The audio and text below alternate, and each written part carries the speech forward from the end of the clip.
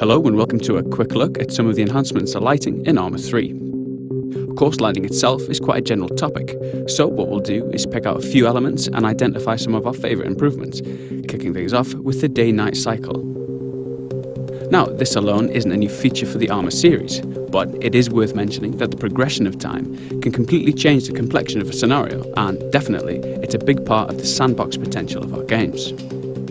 Something that is new, however, is the enhanced richness of the nighttime scenes.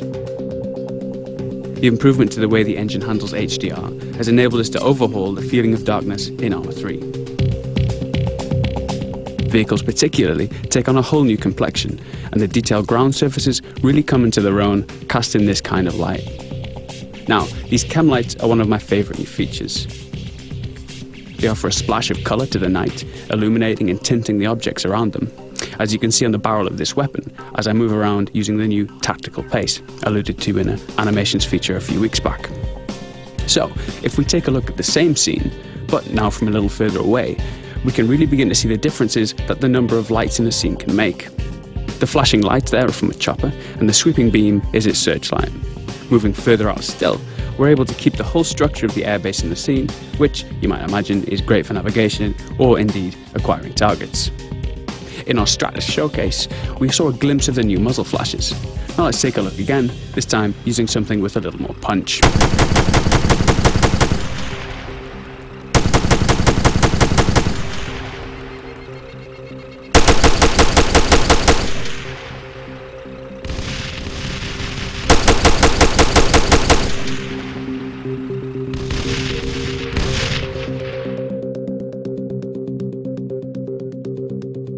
So, moving on.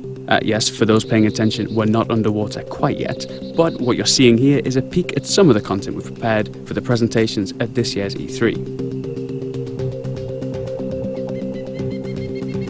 If we hop across to our elite Tier 1 operator, we'll jump into our diving showcase. This section demonstrates a number of new features, but of course here we're most interested in the lighting. Looking past the fish and through the surface, we can see the clouds and the underwater shading effects on the surface of rocks, seabed, etc. Things like these subtle particle effects zipping past and the seafloor clutter also really add to the overall impression of being underwater.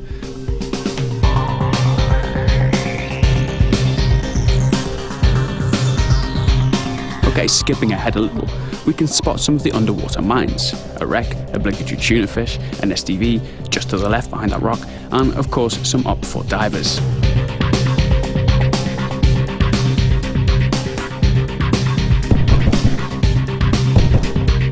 So that just about wraps up what we've got time to show for you now. As always, thanks for joining us, and if you'd like to see us at E3, we'll have much more information about that posted next week. Bye for now.